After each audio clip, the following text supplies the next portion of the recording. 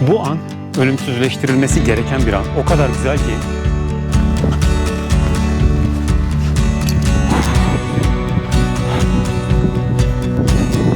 Biraz düzleşti. Bir nebze rahatladım.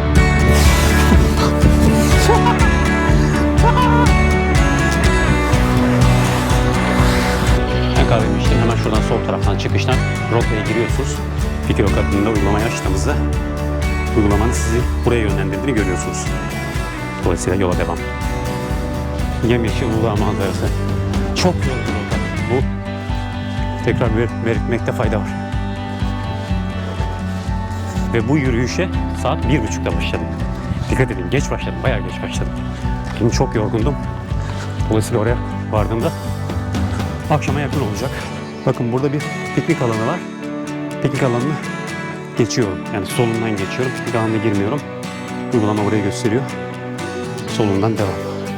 Yürüyüş esnasında çekim yapıyorum. Dolayısıyla bu yürüyüş normalde 4,5-5 saat sürüyor. Daha da fazla sürebilir. Burada bir su var.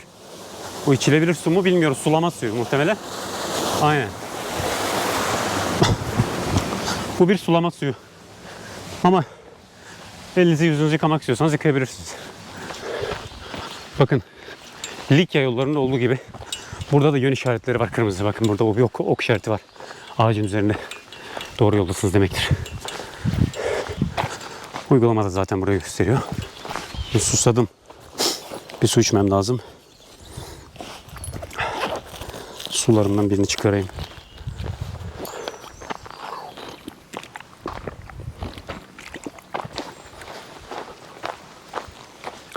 Bazen hışırtılar duyuyorum, korkuyorum. Duyduğumda ne yapıyorum? Ses çıkarıyorum, bağırıyorum. Hey! Hey! Hu! Hu! Hu! Hu! Bir ayı tehlikesinde en azından baskın görmeye çalışıyorum. Zor bir şey. Ve ilk su kaynağına ulaştım. Burada güzel bir su kaynağı var. Of! Buz gibi. Ha! Ağzımda çalkalayarak içmem lazım. Çok soğuk. Uygulamayı açıyorum bu arada. Ne kadar yolum var diye bakıyorum. İstatistiklere tıkladığımda 13 kilometre var daha Göller bölgesine. Selamünaleyküm. Aleykümselam. Hoş geldiniz. Hoş bulduk. Göller yöresi. Burada yol ikiye ayrılıyor. Uygulama gösteririm, abilere soralım. Hangisi gidiyor abi göller yöresine? Sağa doğru. Sağa doğru, evet. ATV'de çıkacağım. İsterseniz götürürüm. Öyle mi? Evet. ATV ile. Nefes alın biraz. Tam bir nefes alayım. Yolculuğun hepsini ATV ile çıkmak şimdi yürüyüşümü bozar ama biraz sizle gelmek iyi olur. Bir macera olur, farklılık olur. Peki. Çok teşekkür ederim, sağ olun. Tamam. Bir kısmına güzel olur. Siz oraya mı çıkıyorsunuz? Göl yöresine yoksa? Göllere değil. Göllere biraz daha uzak bir mevkide bir sulama suyunu göndereceğim köye doğru. Öyle mi? Ha. Bir arıza vardı. Onu hallettik. Oraya Evet. çıkacağım. Anladım abi. Kolaylıklar. İçeride aşağı giden vanayı kısıp Yol burada ikiye ayrıldığında sağdan gidiyoruz. Uygulamada buraya gösteriyor. Buradan değil, buradan. Buna dikkat edelim. Burada Alaçam İznik kamp alanı var. İzcilik kamp alanı. Buradan geçiyoruz. Biraz zamandan kazanıyorum. Çünkü Necati abinin dediğine göre geç çıktığım için yola bu şekilde devam edersem orada geceye kalabilirim. Kamp malzemem de yok. Taş mı girdi abi? Evet. Eğer burada geceye kalsaydım muhtemelen taştan bir barınak yapacaktım. Çünkü yukarıda bitki örtüsü bitiyor. Göller yöresinde de şey yok, bitki örtüsü yok. Orada geceyi geçirmenin tek yolu ateş yakıp taştan barınak yapmak. Tabii ateş malzemesi de bulmak kolay değil, bitki örtüsü olmadığı için. Şu anda hava bildiğiniz soğuk. Burada bir su kaynağı var, çok güzel. Oh, harika. Mevkiin adı. mevkine de Çataloluk, buraya da çataldan bir oluk yaptı. Önemli bir arkadaş. Bu yürüyüşlere çıktığınız en güzel şeylerden biri böyle doğaçlama biriyle karşılaşıyorsunuz. O sizin yol arkadaşınız oluyor. Necati abi sağ olsun. Bizim yol arkadaşımız, benim yol arkadaşım. Ve sizler de onu bu vesileyle tanıyorsunuz. Dağda kalırsanız size yardımcı olur. Necati abi sen ne iş yapıyorsun bu arada? Ben muhtarım. Sen muhtarsın. Köyün muhtarıyım. Alaçam muhtarı. Oo, Alaçam köyünün muhtarı abi. Çok güzel. Yani çok yani hani iyi hem iyi bir insanla tanıştık kesinlikle. Hem de ve mevkisi yani statüsü iyi bir konumda. Dolayısıyla bu bölgeye hakim, köyü biliyor, halkı tanıyor, bu çevreyi biliyor. Gerçekten çok güzel. Çok sevindim kendisiyle tanıştığım için. Hadi bakalım. Buradan itibaren Abbas Yolcu deyim yerindeyse Necati abi de aşağı inecek. Şimdi önce bir kameramızı şöyle kuralım. Abi sana çok ama çok teşekkür ederim. Eyvallah. Çok memnun İyi oldum. yolculuklar sana. Evet, kesinlikle. Çok güzeldi. Benim için harikaydı. Şimdi ben Görüşürüz inşallah. inşallah tabii ki görüşürüz. Ben yoluma, siz yolunuza. Harika. Gerçekten zirveye doğru gidiyorum. Abiye teşekkür ediyoruz.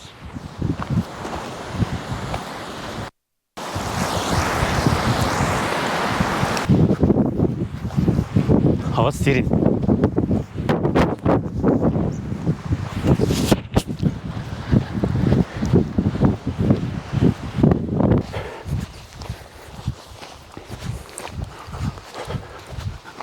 Manzara çok büyüleyici. Bu ıssız alanda yalnızım. Bu bile inanılmaz. Şu karlı manzaraya doğru ilerlemek ne kadar güzel. Of. Her yerde su. Her yerde su. Bakın istediğiniz yerden su içebilirsiniz. Buradaki bütün sular içilebilir.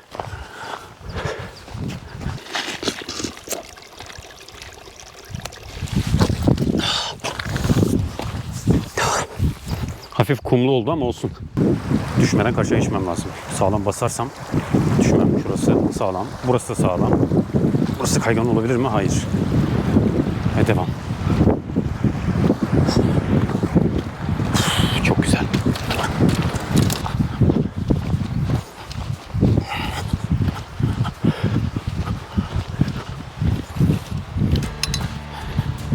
Ya bırakın yürümeyi, bu manzaraya koşulur ya. Şuraya bakar mısınız ya? Ne kadar güzel. Koşulur ya bu manzaraya. Koş! Hadi! Üstümde hep dolu. Hadi yol al biraz. Ne kadar güzel. Dağ kekiklerinin kokusunu alıyorum. Az önce Necati abi de vermişti. Bir miktar yanımda var. Küçük bir cezvem var. Yukarıda su kaynatıp çay içeceğim. Hem siyah çay içebilirim hem de bitki çayı. Kekik zaten her yerde. Biraz bende de var. Necati abinin verdiği. Onu içerim. Ama yani her şey çok güzel. Ah. Yolun bir miktarını offroad aracıyla gelmiştik. Şimdi ondan sonra ne kadar yolumuz var bir kontrol edeceğim. Bakıyorum uygulamadan.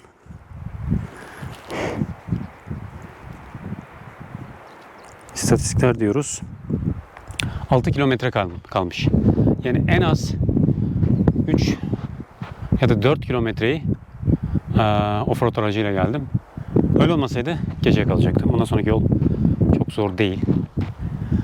En zor nokta orasıydı. Öyle tahmin ediyorum bu arada. Yani öyle görünüyor. Çok dikti çünkü orası. Düz bir yoldu ama dikti. Buradan sonra ne kadar zor olacak bilmiyorum. Göreceğiz. Burada birkaç fotoğraf da çekilebilir değil mi?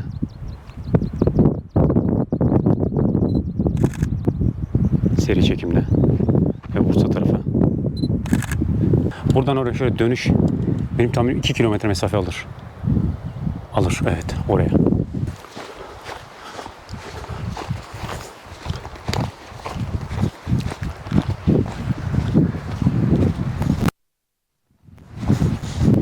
Yürüyüşün başlangıcından beri sadece Necati abinin verdiği 2 bisküvi yedim. Daha henüz bir şey yemedim. Of, burada da su var bakın.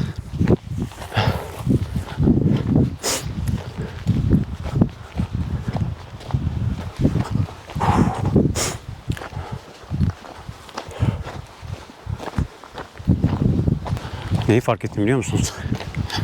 Saat 4 ve daha Göller bölgesine, yöresine 5 kilometre var. Çok kalori yaktım. Gerçekten çok kalori yaktım. Bir şeyler yemeliyim. Az kaldı ama şuraya dönünce atıştıracağım bir şeyler. Hızlanmam gerekiyor. Zaman kaybetmemeliyim.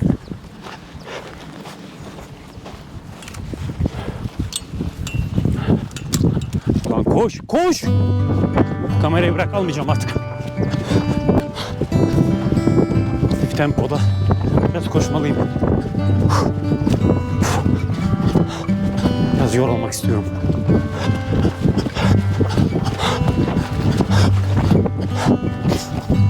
Ama durduğumda da Tempom normal yürüyüş temposunda olmalı ki dengeyi kaçırmayayım. Yolun biraz da düzleştiğini görüyoruz. Bu taş doğru istikamette olduğumuzu gösteriyor. Üst üste taşlar konulduysa, bir yerde dik taş varsa, Likya yollarında olduğu gibi doğru yolda izlemektir. Manzara da harika.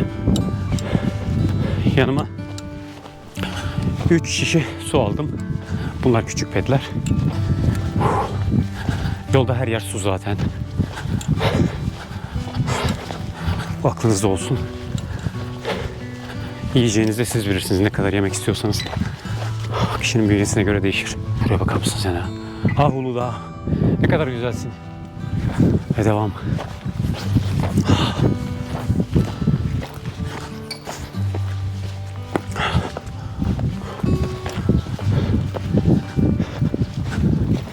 Oo. Oo. Ha ha ha. Yol bak. Yol görüyor musunuz? Yol nerede? Şimdi burada uygulamaya bakmam gerekiyor. Yol nereden gidiyor diye. Burayı gösteriyor. Bakın. Göl diyor. Evet. Orası değil. Orası da gidiyor muhtemelen. Öyle tahmin ediyorum ama benim rotam orası değil. Bakın yol orada. Yanlış bir yere girmek istemiyorum. O yüzden uygulamayı açacağım burada. Evet, bu yol. Buradan. Doğru yani. Öyle gideceğiz. Daha bayağı yolum var.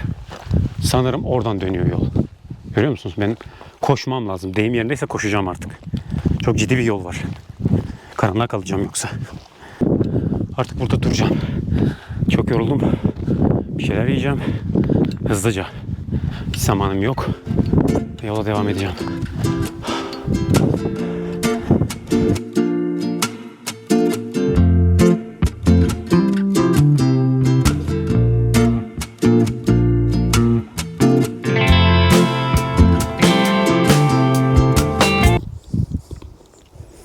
Kalan yaklaşık 3 kilometrelik yol nasıl bir yol bilmiyorum. Çok zorsa, çok dikse geceye kalacağım, devam etmeyeceğim. Geceyi yukarıda geçireceğim demektir. Bunu şimdiden düşündüm. Birden hava değişti. Hemen bir sis örtüsü. Ürkütücü bir sis.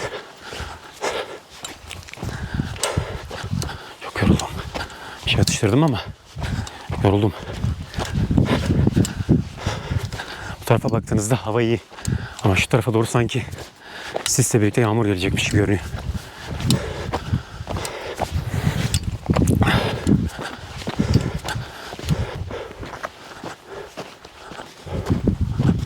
Issız bir alan. Oldukça ıssız. Sis neredeyse her yeri kapatacak. Sis kapatacak neredeyse yani. Ve yol alıyorum. Dehşet verir. İnanılmaz bir yürüyüş. Gerçekten inanılmaz bir yürüyüş. Buraya bakar mısınız? Aşağısı kar.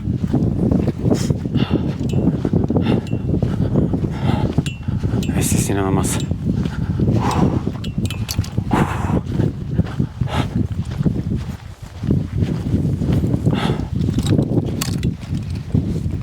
Issız bir alan. Biraz düzleşti. Bir nebze rahatladım. Ama ürperti bir insanı. Çok da harika. Aynı zamanda bütün duygular, görüntü çok dehşet. Gerçekten çok dehşet. Ürpertici yani. Zirveye çıkacak olsam mümkün değil. Kesin gece burada kalacağım demektir. Felaket olur. GoPro'nun şarjı bitti. Onun tripodu batarya görevi görüyor. Oradan tekrar şarj ediyorum şu anda. Ve o benim yürüyüşümü tamamlayacaktır. Kar suyu ama sudur. Bir yerde onu kaynatırım gerekirse. Evet, bu suları kullanabilirim. Bakın bu tamamen kar suyu. Suyumu alayım.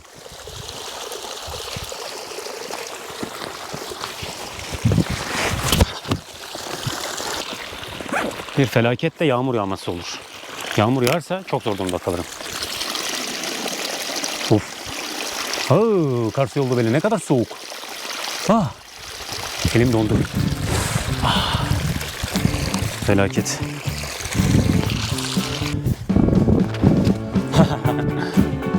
Ama burada yapmak istediğim bir şey var. Tahmin ediyorsunuzdur değil mi? Kayacağım. Kayacağım, evet. Bunu yapacağım. Buradan kayacağım.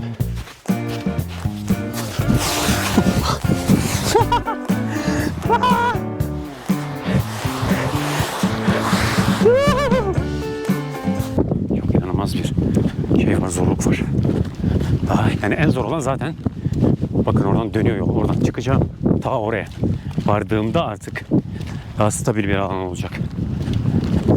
Yani çok zor bir. En az 1,5 saat oradan. En az. Saat kaç? Saplamam gerekiyor bu mesafeyi. İnanılmaz düzeyde bir zorluk var. Saat 5'e çeyrek var. 1,5 saatte buraya geçmem lazım. Geçer miyim? Geçerim. Evet, geçerim. 15 dakikada oradayım. Evet. Sabit çekimler yapmayacağım bundan sonra. Hareketli çekimler yapacağım. Kullandığım uygulamaya göre, Wikilog'a göre 1,44, yani 1,5 kilometre mesafe var göle, göller bölgesine. Umarım doğrudur. Uygulamaya güveniyorum ama. Eğer öyleyse, çünkü şu alan esas mesafe. Ondan sonra otellere çok bir alan kalmayacak, karanlığa kalmayacağım demektir. Bu yürüyüş hem doğayı hissetme, yürüyüşün anlamı değil mi? Aynı zamanda zamanında rotayı bitirme, tamamlama. Amacımız bu. Yani bir hedef var. O hedefi yakalamaya çalışıyoruz. Burada çöküntü bir alan var. Oo! İşte bu, işte bu. Azmi zaferi ya. İşte bu ya.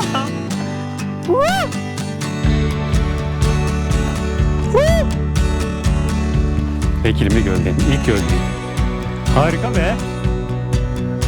İnanılmaz. Şu görüntüye bakar mısınız ya? İlk göle geldim be. Ne kadar güzel yankı yapıyor. İşte bu bir buzul gölü. Çok güzel, çok güzel. O kadar harika bir görüntü var ki. Of, inanılmaz, inanılmaz. Gerçekten çok güzel. Uludağ'da zirvenin altındaki Kilimli Göl'deyim. Bu an ölümsüzleştirilmesi gereken bir an. O kadar güzel ki, o kadar güzel bir an ki, su çok duru, çok güzel. Bir çöküntü ovası gibi burası. Bir buzul gölü. Kar sularıyla besleniyor. Başka kaynağı var mı tabi bilmiyorum ama muhtemelen sadece kar suları, öyle tahmin ediyorum. Gerçi oradan ses geliyor. Evet, oradan inen sular var. Onlar da kar suyu. Başka bir kaynağı var mı onu bilmiyorum ama buzul gölü. Kar sularıyla besleniyor benim bildiğim.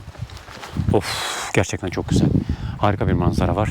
Buraya gelmiş olmak, ölmeden bunu görmüş olmak gerçekten çok güzel. Harikasın ya. Suyu yakından görmenizi istiyorum. Çok güzel gerçekten. Gerçekten çok güzel. Gerçekten çok güzel. Yani şunu gördüm ya. Geceye kalsam bile umurumda değil. Şunu görünce geceye kalsam bile umurumda değil diyor. Bakar mısınız şuraya? Ama orada da ayı mağaraları var bakın. Suyun dibi. Tam bir ayının uyuyabileceği bir yer. Çok güzel. Gerçekten harika ya. İnanılmaz. Su ne kadar berrak, bakar mısınız? Altı zaten taşlık. Rahatlıkla yüzebilirsiniz. Benim zamanım az ama diğer gölde yüzme imkanım olabilir, öyle tahmin ediyorum. Orada daha fazla zaman olacak. Buradaki manzara daha güzel, onu söyleyeyim ama. Güzel manzaradan ayrılıyorum. Uzaktan tekrar güzel bir çekim alıyorum sizin için. Ve ayrılıyorum. Çok zor buradan ayrılmak ama medeniyete varmak istiyorsam, eve varmak istiyorsam ayrılmam lazım. Buradan Teller bölgesine ne kadar mesafe olduğunu merak ediyorum, bakmam lazım. Diğer göle çok az bir mesafe kaldı. Yaklaşık 1 kilometre. Ve internet burada çekiyor bu arada. Ama ben devam ediyorum.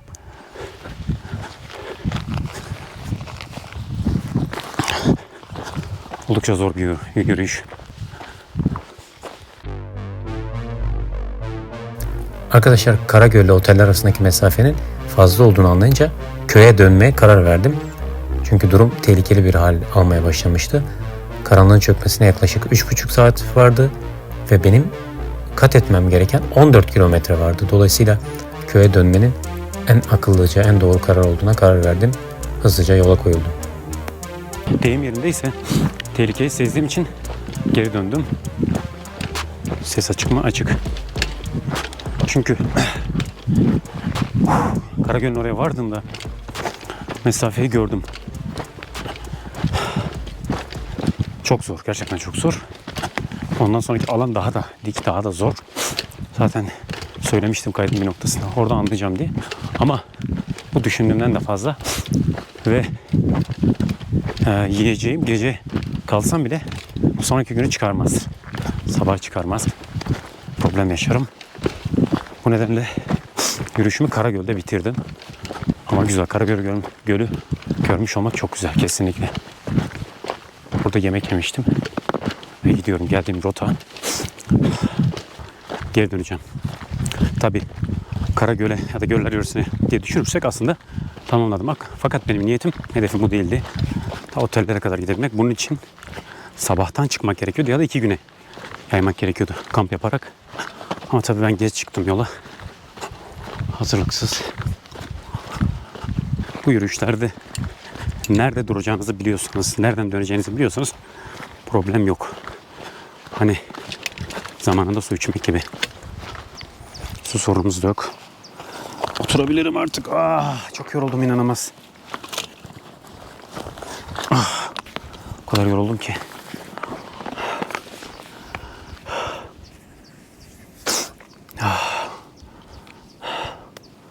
Yol buradan gidiyor. Bakın.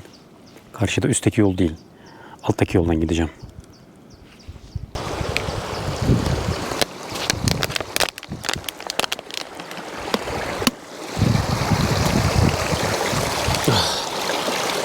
Burada böyle de doldurulabilir.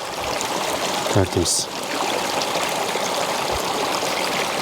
Evet, suyumuzu aldık. Ve yola devam.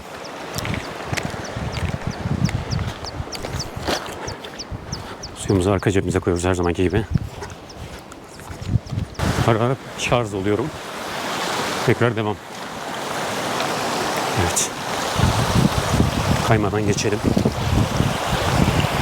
Şöyle.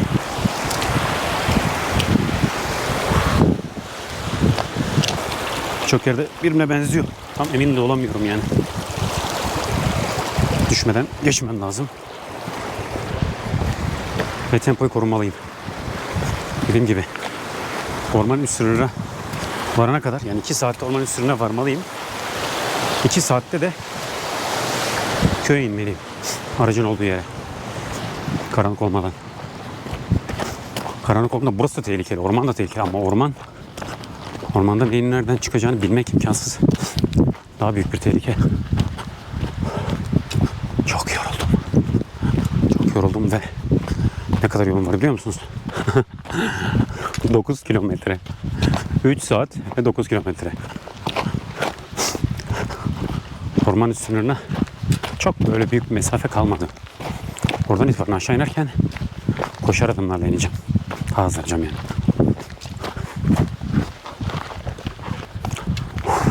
Ama o kadar yoruldum ki. Çok yoruldum.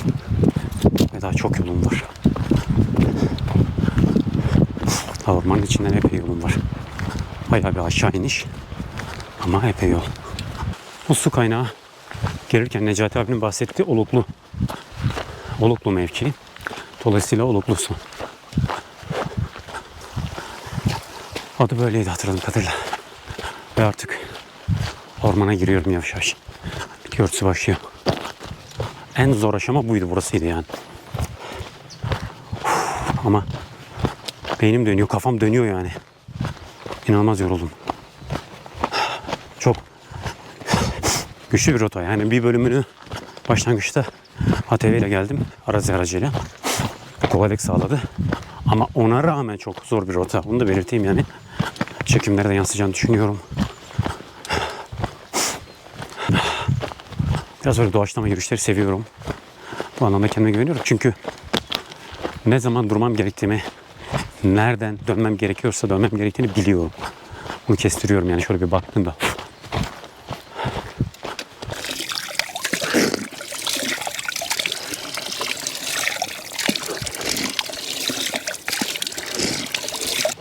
Ormana giriyorum. Böyle tahmin ediyorum ki Karanlık çökmeden arabaya varmış olacağım. Öyle umuyorum. Yani üzerimdeki o dehşet, o devasa, o dehşet verici yorgunluk kalktı. Şu anda yorgunluk yok. Tabii onun da biraz şunun da etkisi var. Psikolojik, hani vücudunuz adrenalin yüklüyor. Karanlık olmadan aşağı ineyim vesaire. Çünkü karanlıkta bu ormanda hareket halinde olmak, dağda hareket halinde olmak tehlikeli. Kamp kurmanız gerekiyor. Onun da etkisi var. Bu hani artık yürüyüşü bitirecek olmanın verdiği bir rahatlık. Necati abi şuradan gittiğinizde, karşıdan gittiğinizde daha kestirme olduğunu, fakat yolun çok dik ve zor olduğunu söylemişti. Bu nedenle bana sormuştu, oradan mı gidelim, buradan mı? Ben bu rotayı tercih ettim. Geldiğim rotayı. Burada manzara olduğunu söyledi aynı zamanda. Yolun manzaralı olduğunu söyledi. Ayrıca uygulama, yani Wikiloc burayı gösteriyor. Burayı değil. Alaçam İzcilik kamp alanı. Buraya da geçiyorum. Güzel bir kamp alanı. Tam orman içinde. Ay nasıl yoruldum var ya. Şimdi tekrardan yorgunluğumu hissediyorum. Çünkü o elimdeki yiyecekle o mesafeyi gidemeyeceğimi anladım. Oteller bölgesine doğru. Karagöl'den buraya sanıyorum 13 ya da 14 kilometre olması lazım. 12 ile 14 arası bir 12 ya da 14 kilometre arası bir mesafe. Hepsini yürüdüm dönüşte. Tabii ki dönüş nispeten daha kolay ama mesafe çok. Ne olursa olsun giderken yoruldum. Necati abinin beni götürdüğü mesafe önemli bir mesafe. Bunu göz ardı etmemek lazım ama ne olursa olsun yine söylüyorum, çok yorucu ona rağmen. Ona rağmen çok yorucu. Ve bu rotayı düşündüğümden farklı bir şekilde ama tamamladım. Önemli olan da bu. Bu çok güzel bir doğa yürüyüşü oldu. İnanılmaz güzel. Şuraya bakar mısınız ya? Ya sen bir doğa harikasısın Uludağ, bunu biliyor musun? Sana sesleniyorum. Vallahi sen bir doğa harikasısın ya. Düşünebiliyor musunuz? Yani nereden geldim bile ben bilemiyorum şu anda. Ama oradaydım herhalde.